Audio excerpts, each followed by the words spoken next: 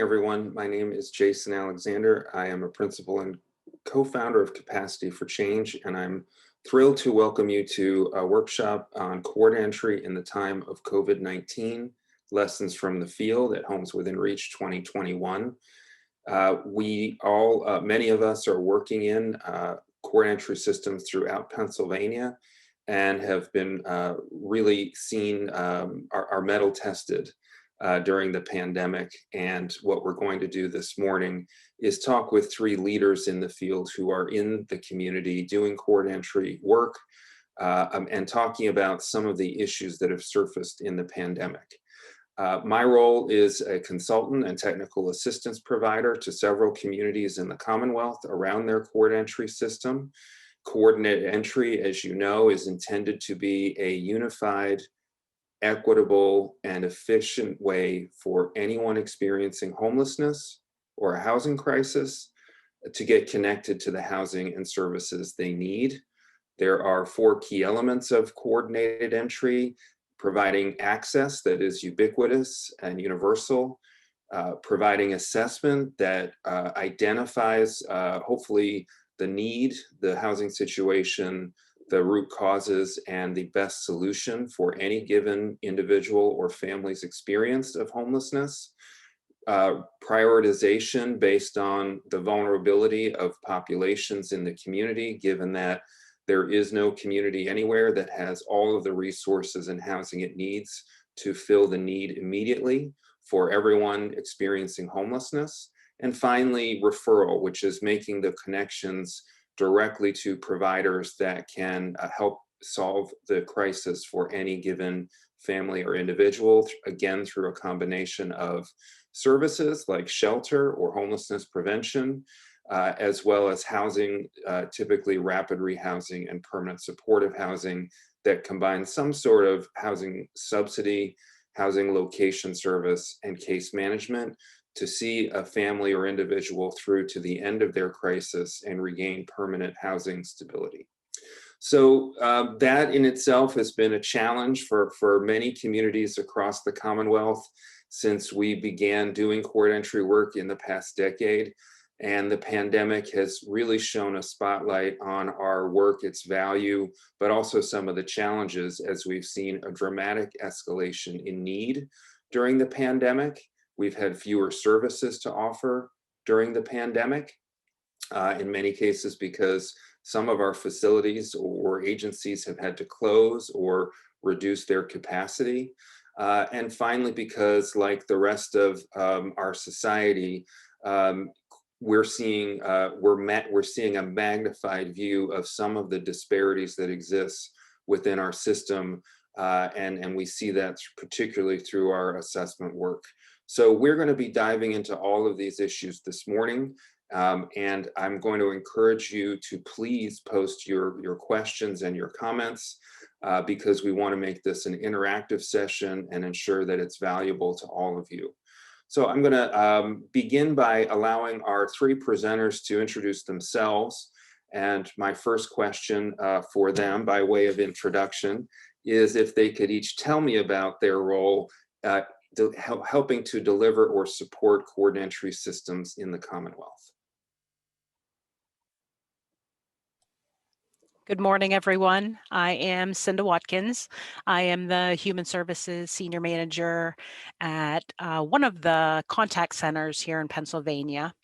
And out of our contact center, we serve three regions that include the Southwestern region, the Northwestern region, and the Southeastern region of Pennsylvania. Out of this contact center, we help or assist in different ways with coordinated entry in actually 22 different counties, including Chester, Montgomery, and then the 20 counties that participate in the Western continuum of care. And my particular role includes overseeing the housing specialists that take the coordinated entry contacts and being the primary liaison with the different counties to make sure that we stay up to date and receive all the information that we need to do to efficiently provide that coordinated entry service. So it's great to be with everyone today.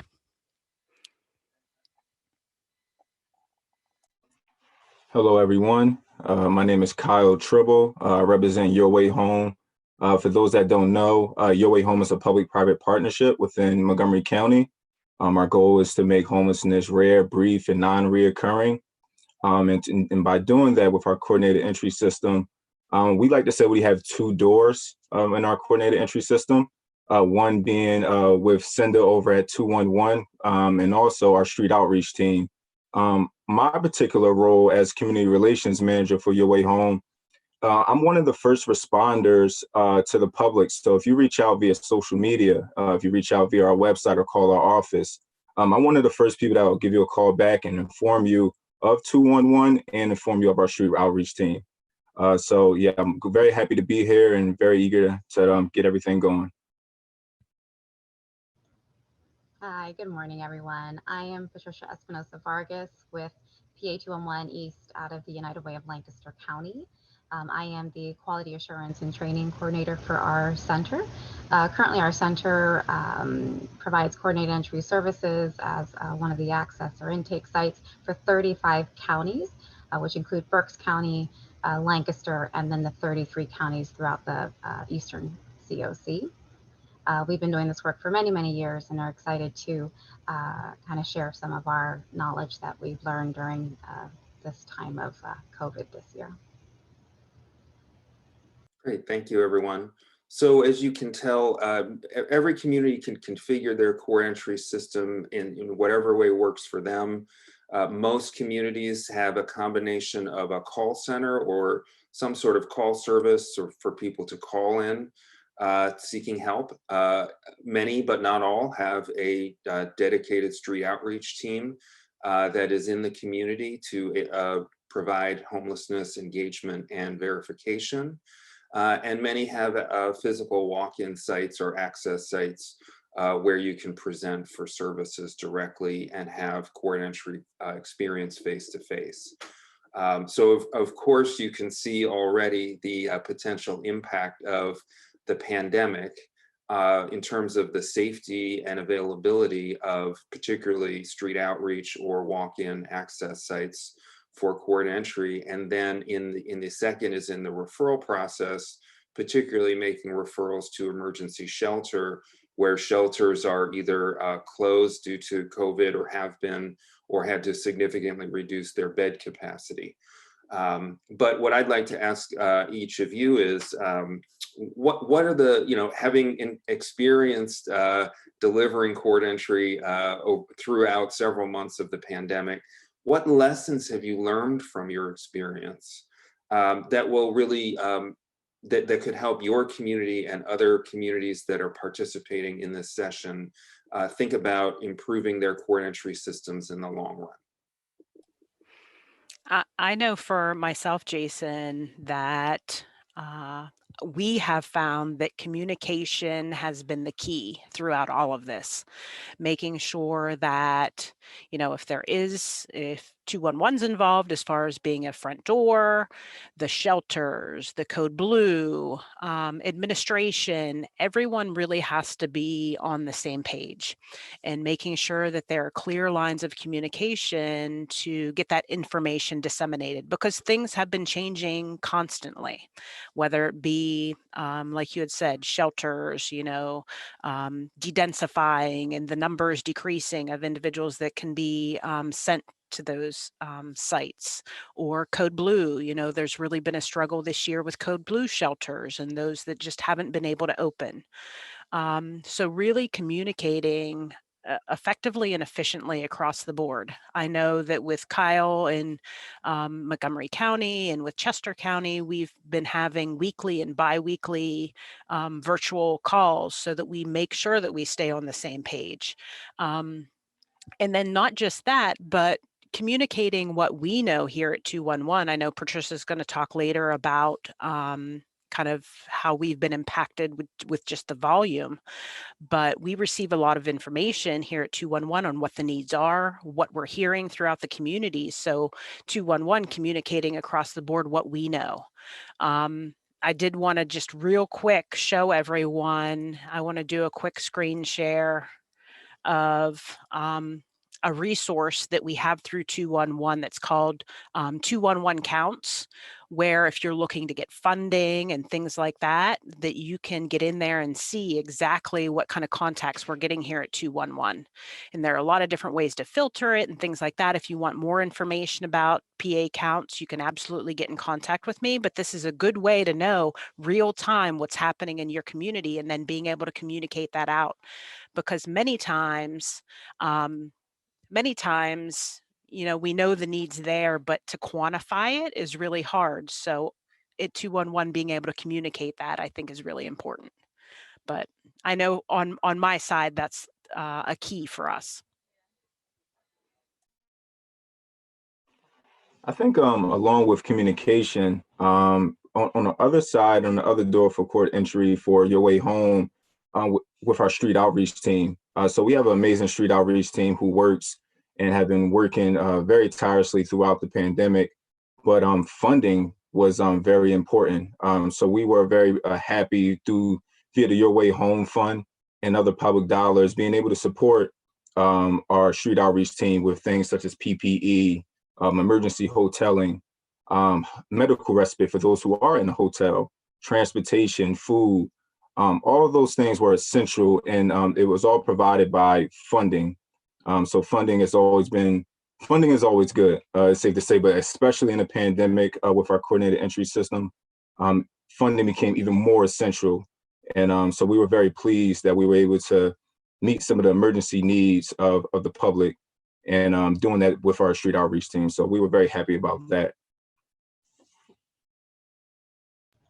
Yeah, and to echo what Cinda had stated, that the communication is very key, and what certainly we have pride ourselves in our center is the communication that our team and our director have had with each other.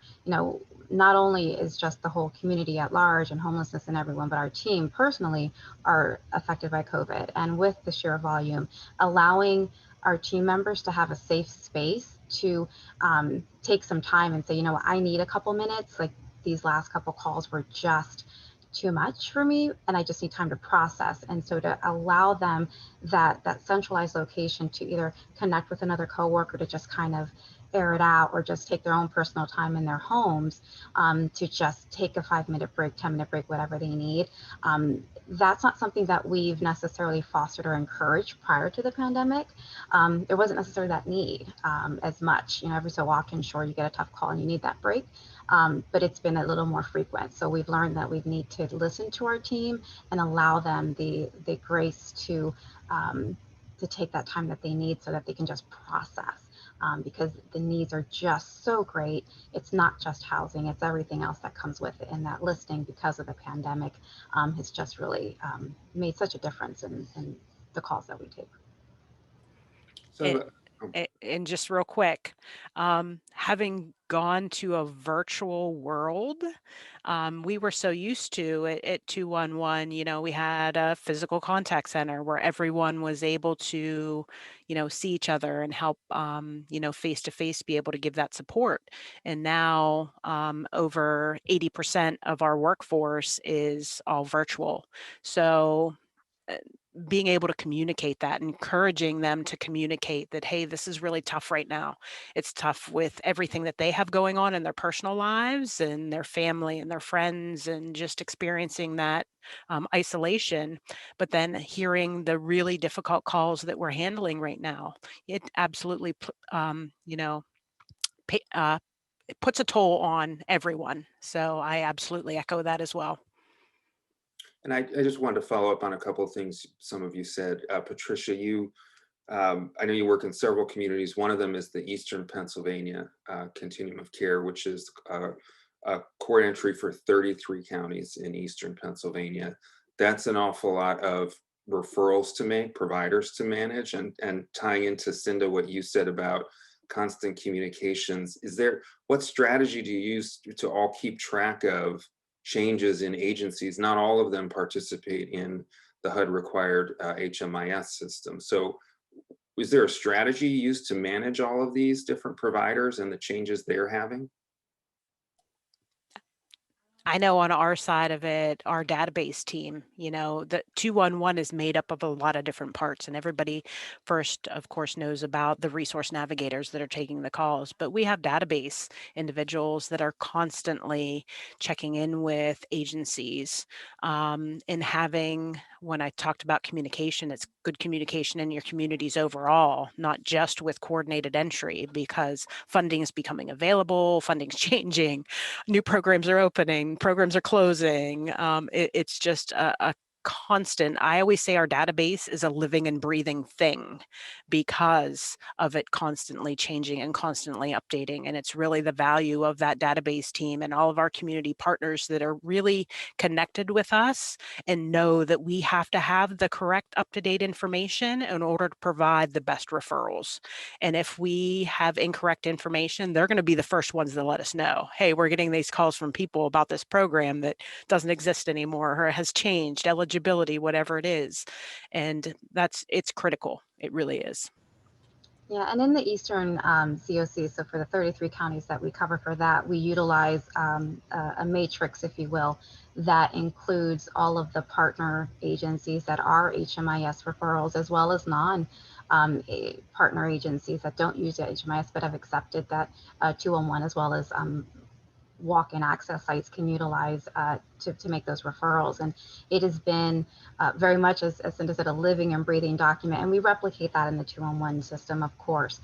But this is just our primary document that we use. It's an Excel sheet at this point that we reference every call, day in, day out. It is just a massive beast, if you will, but so helpful to make sure that we are making the appropriate referrals. And as soon as changes come in, the specialists get that change immediately so that they can make those correct referrals. And we rely on the partners to allow us the ability to make those changes as soon as they're reported.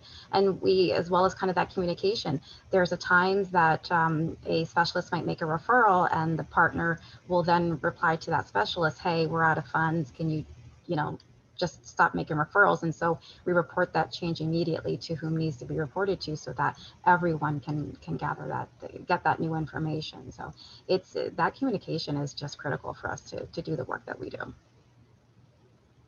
Thank you. And Kyle, you mentioned something else that I wanted to ask you to explain.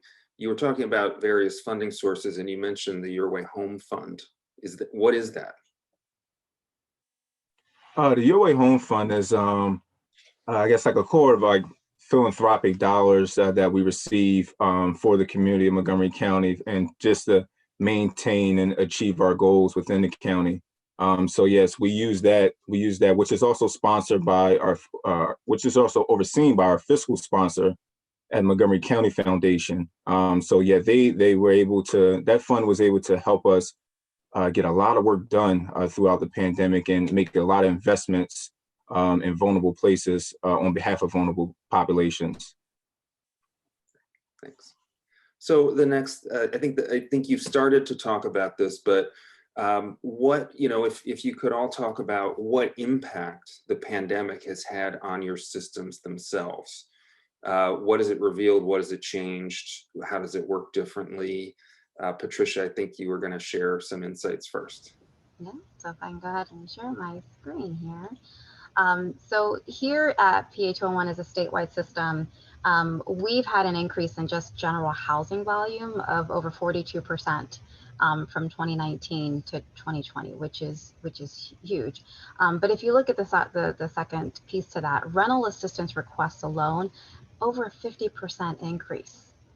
And I can tell you from experience with the calls that I personally take and what our specialists, many of those are from populations who have never had to reach out for rental assistance before. These are folks that specifically are calling because of the pandemic, because they've lost their jobs at the beginning of the year or throughout the year, and with challenges with getting benefits and things like that, they've just never had to encounter. They've gone through their savings, so they've had to reach out. So the sort of going back to our specialists and kind of burnout a little bit, this is some burnout that they're experiencing. It is call after call without any breaks in between, and we're happy to do the service that we do. We've provided more than 162,000 referrals last year That's huge. That's a huge number of resources that our system has available and that we can make to this population. But that has been our biggest sort of challenge, has been the increased volume and how we manage that. So we're doing it to the best of our abilities, without a doubt. But certainly anything could be improved upon. And if we could hire 1,000 more people, that'd be great, you know, but that's not possible. So we rely on our current core specialists to do the work that they do. But it's been a bit of a challenge. I'm not going to mislead you on that.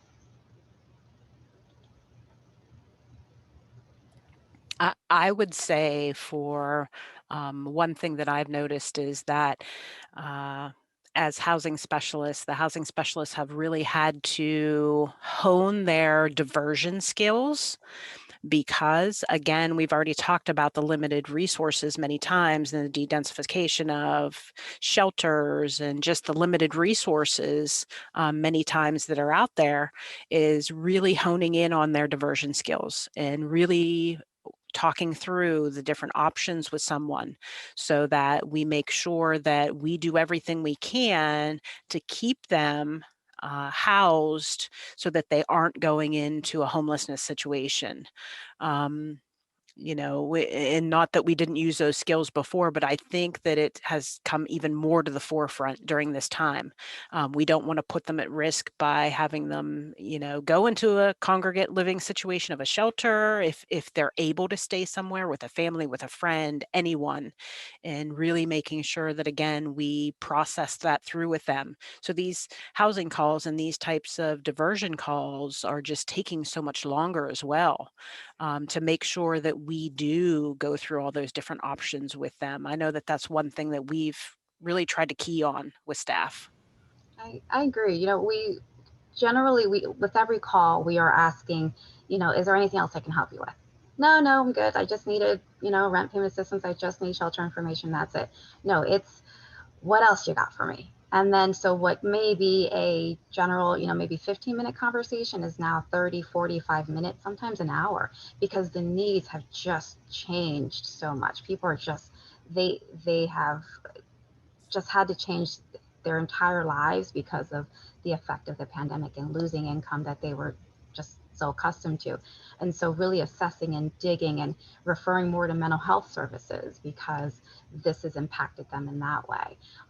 It's been, again, it's been interesting, a challenge, but just so grateful that we are here and that we can guide them to those services as they need it.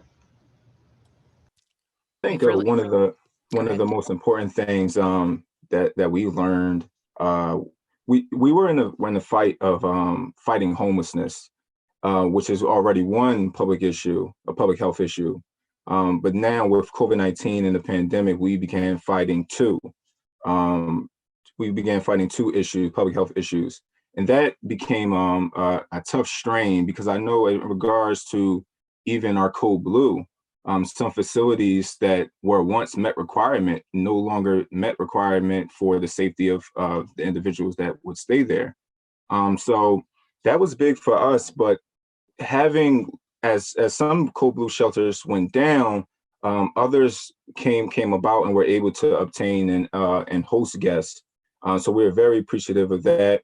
And we're very appreciative of Access Services and Montgomery County's Office of Public Health, just coming in and being able to help organizations, faith-based organizations and community organizations with COVID-19 requirements.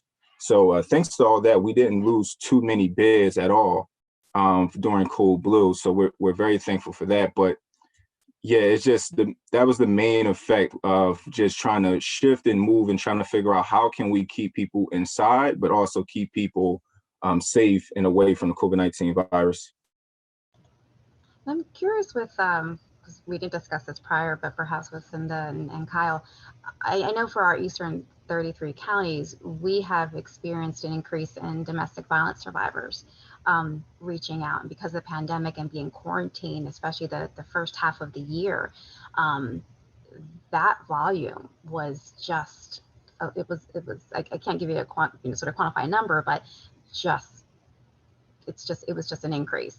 And the desperation of these folks that were actively in that situation and trying to flee and trying to guide them to those services was definitely not something we expected at the beginning. I mean, once we started catching on that this is how, okay, we need to prepare and we need to kind of fine tune our resources and make sure we're trying our best to reach out with the victim service providers to make sure we're referring appropriately and connecting them appropriately. But I'm curious, Cinda and Kai, have you experienced that in your communities? Because that was a big change for us. Definitely. Across the board in all the counties that we serve, we've saw an increase in not only domestic violence, but you had mentioned substance abuse, substance use resources, and mental health sources. It it was relatively early that we started in our reporting that we do every month. We started to see things creep up. And like you had said, immediately you start to reach out to the domestic violence providers and the mental health resources and the substance abuse resources, because we want to make sure that we serve them as best as we can, because that we saw that increase happening. And as you know, that's the nice thing about 211 is we have that data, that real-time data to be able to see, hey, this is happening. We need to do something about this. But yeah, definitely across the board, we saw that as well. So I want to would bring say in, so as well. I'm sorry, Kyle, go ahead. And then I want to bring in some questions from the audience. Okay, great. Yeah, I would say so as well. And I just want to highlight and Cinda, and every time that I receive heartbreaking messages and things of that nature, I give them the information of 211, which is our other door for court entry, and for them to send it. But yeah, I have seen a lot of messages in regards to that during the pandemic, and it's definitely unfortunate. Yeah, I think what you're all sharing and what I'm experiencing in the communities I work with is that this is actually causing, I think, leadership of different community systems to rethink their system design. So going, for example, our systems really are geared towards, many of them are really geared towards people that are experiencing HUD definition category 1 or 4 literal homelessness, with this massive influx in people that are housing unstable, needing rental assistance. Many of our core assessment tools really aren't built for that. And our skills, our experiences day in, day out aren't necessarily built for that. Another is, as you said, kind of, and going along with that, ramping up the diversion work, and having more expertise in your court entry system around working with the unique needs of domestic violence survivors. The Eastern PA COC 33 county network was fortunate to receive HUD funding when there were bonus grants, and we'll get those back, but to have a dedicated domestic violence court entry specialist working with providers, with the court entry system, with DV survivors themselves, to ensure an appropriate kind of understanding of how to navigate those systems and meet those unique needs. And that person is employed by a victim service provider, a DV service agency, and is integral to making sure court entry meets the needs of DV survivors. So I think I would recommend that governing boards and funders and community court entry leaders really think about the opportunity of potentially redesigning their systems in the post-pandemic era, because I think some of these changes are not going to go away, some of these trends. And now to bring in a couple questions we have.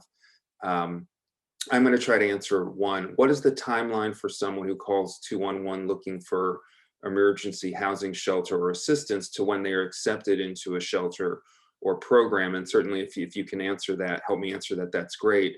But I think the broad answer is it depends on the community, because it depends on the access to affordable housing. It depends on access to enough shelter beds. Most communities in the Commonwealth are typically operating with max shelter beds, like they're full. And if there are far fewer of them because of COVID, they're definitely full, even though the alternative is hotel and motel vouchers, and there are some dedicated ESG funds distributed through PATCED for that purpose. Hopefully that funding will continue. But I think it really depends on the community, the day. I mean, unfortunately, I don't think there's an average timeline that I'm aware of. I don't know if any of you are. No. And also a second question, out of the Patricia, out of the 162,000 referrals you've made, do you have any data on the services received from those referrals? Do you know about referral outcomes, I think is the question. So some Pennsylvania 211 centers are a little more ahead, a CESs center in particular, with doing some follow-ups and outcomes. Some of our other centers across the state are not quite there yet.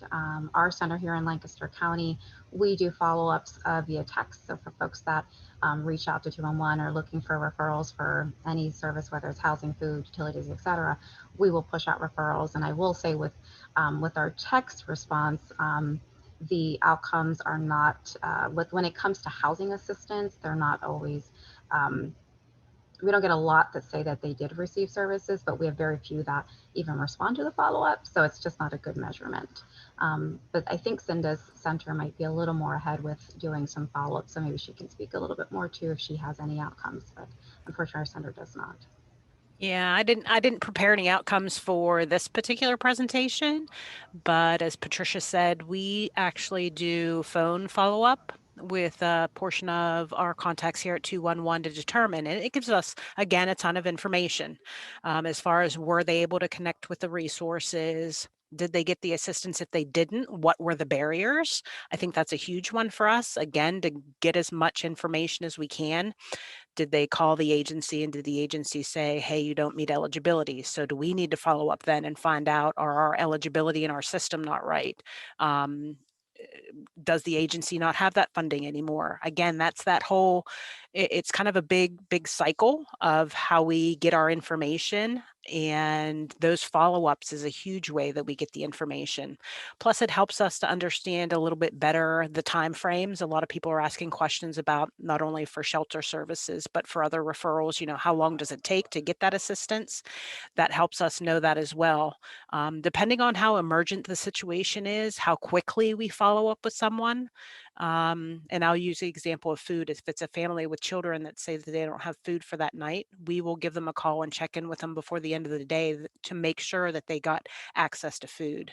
Whereas if it's someone that says that they have an eviction notice that's, so many days down the road, we'll wait a period of time for them to reach out to those agencies before we give them a call back to follow up to find out if they were able to get assistance or not. But I don't have specific information pertaining to that particular number that Patricia gave. I apologize. Well, I do think you're tapping into one of the challenges for all communities is that we do rely on, we all have a homeless management information data system. And through that data system, we can track the referrals made, what they're made for, and technically what the outcomes are. But there generally is not enough staffing capacity in most communities for either the court entry system to do follow-up. So often you make a referral and you never find out the outcome, which is I think a challenge for people doing the work day in, day out. Are people there referring, getting help? And on the other end, even some of our providers, whether they're homeless prevention or shelter in particular, don't necessarily have the time to, although, ideally they would be logging the outcomes of those referrals in HMIS. But keep in mind that in some communities, there are many providers that are not HUD funded, do not participate in HMIS. So they wouldn't contribute to that system. So I think that you've identified in this question a real challenge that we're wrestling with throughout the Commonwealth on these issues.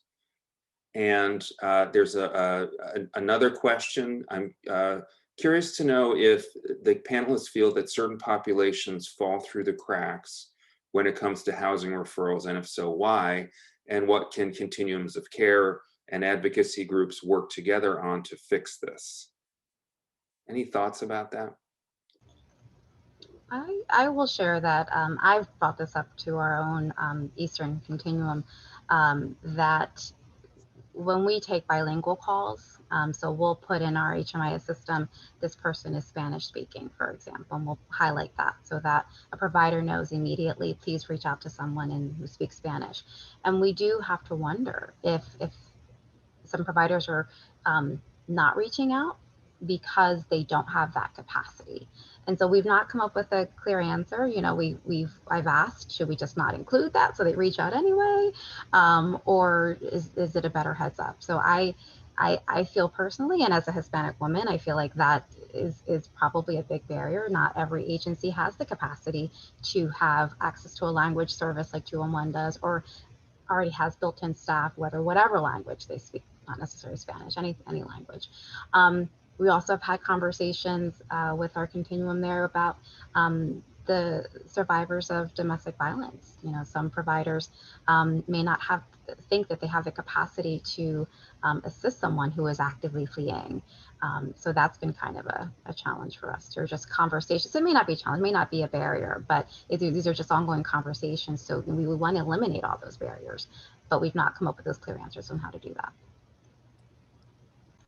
I know that there have been difficulties with I'm gonna the communication thing for me is a big thing, and that many homeless individuals don't have phones. I know that's that sounds like a basic thing, but I've seen many times that they've fallen through the cracks because whether it be the street outreach program or whatever services are trying to get in touch with them to provide services to them, and they just can't. I know here at 211, we try to get as much information as possible. Where can you be found at? Where do you commonly go to? What do you look like? You know, all this information. If you drive a car, what kind of car do you drive? But sometimes just being able to get in touch with the person to try to get them the assistance is a barrier. I know there are programs like Your Way Home out in Montgomery County, the street outreach. If they can get in touch with them or can find them somewhere, you know, they have the ability to get them phones to be able to contact them and stay in touch with them so that they can get them the services. But I just don't think that all counties or all coordinated entry services have that capacity at this point to be able to provide those kind of things. But that's one thing I've seen that causes people to fall through the cracks. And it's a challenge right now, huge, because so many agencies are still not open. So we can't even say walk into this location and you know, call us and we'll, you know, have that agency reach out to you, or call, you know, it's that alone has been a barrier with agencies not being able to open their facilities, you know, protecting their staff and their services from the pandemic. And just that population is so transient. So the constant phone number changes. You know, we always encourage any change, please call back to us. Let us know. We want to make sure that these providers have access to reach you at any given point. So if you want to give us 6 numbers, give us 6 numbers. We'll try them all. But yeah, definitely, there are some barriers out there without a doubt.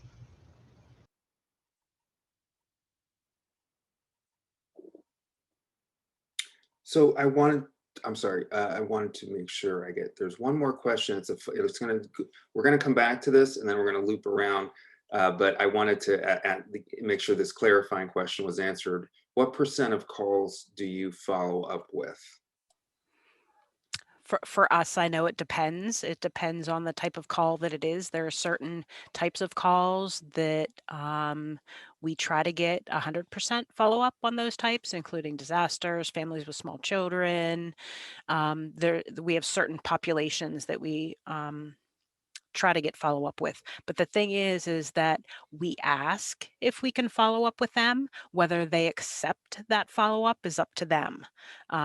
We don't reach out to them again if they don't want us to. And some people just choose not to accept the follow up. So, and that's unfortunate in those cases. Sometimes they're very grateful that we offer a follow up because many times they've been passed agency to agency to agency. Oh, we don't do that here. Here, call this agency. Oh, we don't do here. Check with that one. And just to have kind of a consistent entity that is willing to check back in with them, a lot of times they are grateful that we're able and willing to do that follow up with them. So I think kind of now jumping back to our discussion of groups that might be falling through the cracks and how communities can advocate for them. You've already touched on some of the advocacy issues, the digital divide. It still exists, particularly in our sector. Partnering with other systems of care like the domestic violence services and VSP, victim service provider systems. But it does really, this question also taps into a question that is really important, I think, for all of us to think about. And Kyle, I'm going to ask you to begin on ideas you have about making our coordinated entry systems more equitable and accessible to all populations. Well, Jason, I know Your Way Home, along with HealthSpark, partnered with the Spark team a few years back to do a racial and equity evaluation of the homeless system. After that evaluation, one of the main recommendations from the Spark team was to look for alternatives that may be more equitable alternative to the VI-SPDAT. So we're very thankful and very grateful that with funding from HealthSpark, we'll be able to do exactly that. So that's our goal now, pushing to look for alternatives, because in Montgomery County, it's important to note that the African American or Black community is 10% of the general population, but 54% of the homeless population. So looking at the gap and the disproportion of who's homeless in Montgomery County is a very big deal, and we're very serious about pushing to fix it and looking for ways to fix the issue.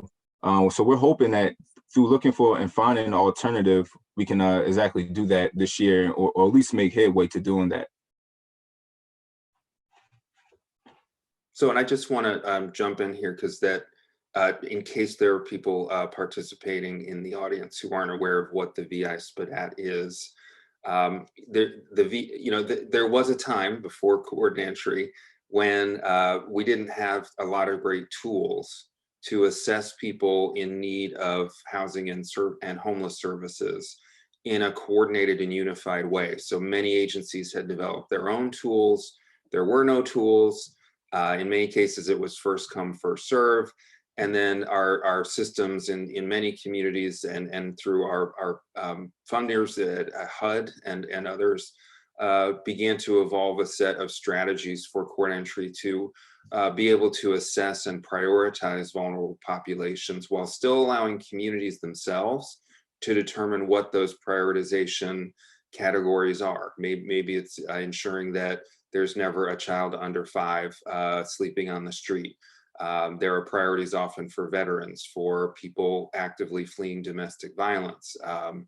And so we developed as a sector nationally a tool that kind of was transformational, which is the Vulnerability Index Service Prioritization and Assessment Decision Tool, or the VI-SPDAT. The VI-SPDAT is used by hundreds of communities throughout the country and even outside of the United States. And it gave us a common language. It gave us a way to make sure that everyone was receiving the same assessment and that we were prioritizing based on community prioritization strategies in a more equitable and inclusive way. That's the good news. Once we all got used to using that, we found that over time, and particularly recently, and I think the COVID lens has really brought this forward, that the tool itself is flawed. It's not, in fact, even the creators of the tool admit that. In early 2020, they released updated versions of the tool that are more equitable and culturally responsive and trauma-informed. But yet I think a lot of communities are starting to ask, is any sort of quantitative tool based on a series of really complex, sensitive questions the right way to prioritize people for services, particularly when, as Kyle has identified, many communities have these tremendous disparities in terms of who is experiencing homelessness in the community, particularly communities of color. Our concentrated population of homelessness disproportionately. So the stats, Kyle, that you mentioned from Montgomery County, those kind of statistics are true in many communities throughout the Commonwealth. So now we're beginning to question what comes next. What is better than the VI-SPDAT? And so this is actually a large conversation nationally and regionally. And as Kyle alluded to, in Montgomery County, a private foundation is funding a community research study around a better alternative. But just kind of going back now and opening up the conversation to the other panelists, what are your ideas about making court entry more equitable and inclusive for all? I think that I know that there was a comment or a question in the chat there about those with cognitive delays, and making sure that we take a look at any kind of barriers that are created through the system for those that have any not only intellectual disabilities but physical disabilities, and making sure that through whatever assessment is developed or fine-tuned or whatever it might be, that we take those things into consideration. I know there are existing questions in the VI-SPDAT about disabilities and health conditions and things like that. But even just, I know ourselves as a contact center that provides the VI-SPDAT in certain counties for certain situations. Those with cognitive delays or intellectual disabilities, it can be not only not that it's a struggle for us, but for the person, to be able to help them to understand the questions, and so that we can get a true picture of what they're experiencing. And just the questions themselves sometimes are a barrier to that. I agree, and our specialists have developed such a great rapport with our 33 county Eastern CSC regional managers, that our specialists feel comfortable enough to say, what, I just assessed someone who scored a 5 on the VI-SPDAT, but I think there are some definite cognitive issues there that, or mental health issues, whatever the case may be, that would warrant someone perhaps assessing them in person or assessing them with an advocate. So we'll kind of punt that to our regional manager and say, can we kind of highlight this one and have someone else reach out with perhaps an advocate, or just to kind of take a second look for another assessment, because it's just on their own, that individual feels that they're answering as appropriately and accurately to their ability. But just through that conversation, our specialists can kind of pinpoint, maybe not so much. This person probably could score higher if it wasn't just a phone call to 211, if it was in person. So we appreciate that communication we have with the leaders in our COC to allow us to kind of take our personal assessment, just to give someone another opportunity to be assessed perhaps a little more appropriately, with an advocate present if they weren't already present on the phone when they called us. And I think the same thing can be said as far as the tools being trauma informed. Many of the questions in the VI-SPDAT, those that are experiencing, whether it be domestic violence or some type of an abuse situation, just asking those questions can be extremely difficult, and then getting a true reflection of what's really happening when that person is oftentimes very emotional and in distress. Again, we want to get as true of a reflection as possible about what they're experiencing and what's happening, so we can get them to the best resources that are available. And sometimes it's just really, really difficult. And like Patricia said, having an advocate, have somebody work with them to assist them, whether it be face to face, is oftentimes much more appropriate, so that we can get a good reflection of what's going on. And I can appreciate the comment with like the survivors of domestic violence, because we get that kind of question out of the way in our first few moments of our conversation. And so we know the answer when we get to the VI-SPDAT, but we are required to ask it in, 4 or 5 different ways. So we're just kind of re-traumatizing a little bit. We're trying to be sensitive and say, I apologize. I believe I know the answer, but I'm required to ask it in this way. But that's just oh my gosh, not great for us. We struggle with that. We do the best that we can and kind of are sensitive, and we change our tone as much as we can. But that is definitely a challenge. Definitely a challenge. So I wanted to also follow up and talk about some other aspects of more equitable systems. And are you, are you seeing the fact that we are the court entry is the front door. What we want to get people through that front door who need help as quickly and effectively as possible, knowing that when they walk through it, there are not necessarily going to be the services, subsidies, and affordable housing they need to get their crisis resolved quickly. But are there strategies or ways that our court entry systems can either provide information, provide expertise, or make connections with non-traditional referral partners that you're seeing in your communities? Because it's not always just about housing, and you've just brought this up. It's about people experiencing a housing crisis or homelessness, and it is the result of a number of contributing or underlying factors. So it's not only housing that's going to solve that crisis.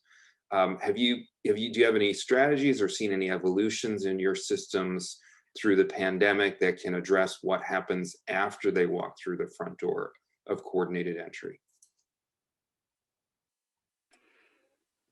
I would have to say, I think like Patricia has said, looking at those secondary needs, figuring out how we can help them at the current time, because there may not be the funding available. There may be a wait, there are all these other factors involved. And I think in what I have said to the resource navigators from the very beginning of training that they have is you have to be honest with people. You have to tell them, what to expect, what the estimated timeframes are, those types of things. And not that they're going to necessarily be happy about that, but I think being honest with people, you don't want to set them up in a situation where they're expecting something quicker or expecting something at all that may not be happening right now. I know that's a big thing for us here at our contact center.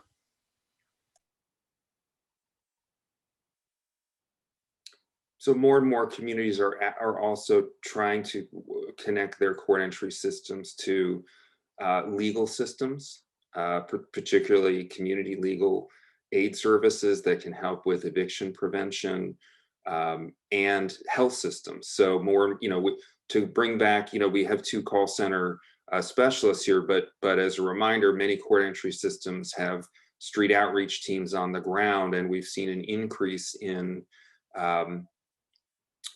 the number of the level of training and expertise in mental health crisis and even emergency physical health services, sometimes in partnership with health systems providing medical professionals as street medicine or street psychiatry to meet those crises in that, help people through those immediate crises as they're moving through the front door of coordinated entry. So, really thinking about the fact that I think it's important, and I see a lot of pressure put on the people I work with who are doing the kind of work you're doing in court entry to want to solve the problem.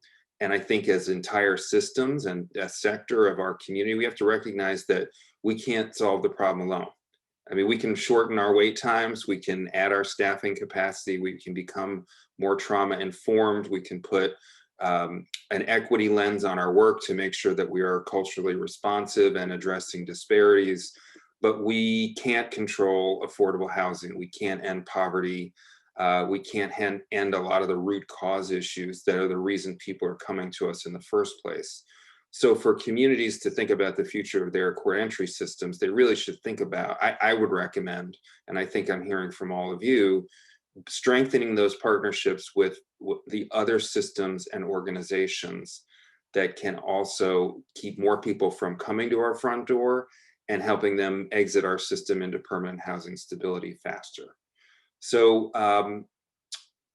we're nearing the end of our time, and I wanted to know if you had any final thoughts to share. I'm checking to see if there are any other questions, but any final thoughts to share? I want to make sure that people leave this session and go back into their community and say, here's what we need to do with our coordinated entry system. So any words of wisdom from any of you? Talk to each other, communicate. I've said this multiple times. You have to have all the players at the table, the virtual table now, I guess it is. It's not a real table anymore, right? Or at least right now it's not, but have all the players at the table and talk about what the issues are. Try to brainstorm how in your community, because it looks different in every community. No community is exactly like any other. Come together and talk and try to problem solve, and we're all in this together, and stay strong. That's my main things that I want to get across. To echo Cinda, I would say collaboration. Collaboration has been amazing for us and for me personally, with me joining the team. Just being able to reach out and have different resources, different leaders, be able to lead the way and show me how to guide the public, and just let them know of the systems that are available, the resources that are available. It's been great. So collaboration, always communicate, stay in communication and share resources. Yep. And along the same lines, looking at your community and sort of the gaps of services and trying to have that communication and that collaboration to come up with solutions. We can do that if we talk to each other and we utilize the data that, whether HUD's providing it, or you can go to PA211 counts and look at the data in your community, just using whatever data you can get your hand on, and just talking to agencies and just having that partnership with each other, so that we can make change in the communities that we are each serving and living in at oftentimes.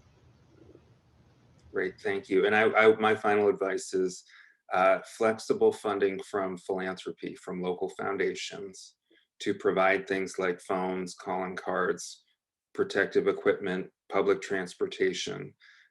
Those things are essential, and I think these are the kind of things that local foundations and philanthropy would absolutely support if we articulate how important it is to the work we're doing. So Patricia, Cinda, Kyle, I want to thank you all and thank our audience for taking some time this morning to go on a deep dive around coordinated entry. There is going to be a coordinated entry networking session on Thursday at 3:30 that I'll be hosting. I don't have your drink tickets like last usual, but we'll figure something out. So I hope to see you at that networking session. Thank you all. Have a great day.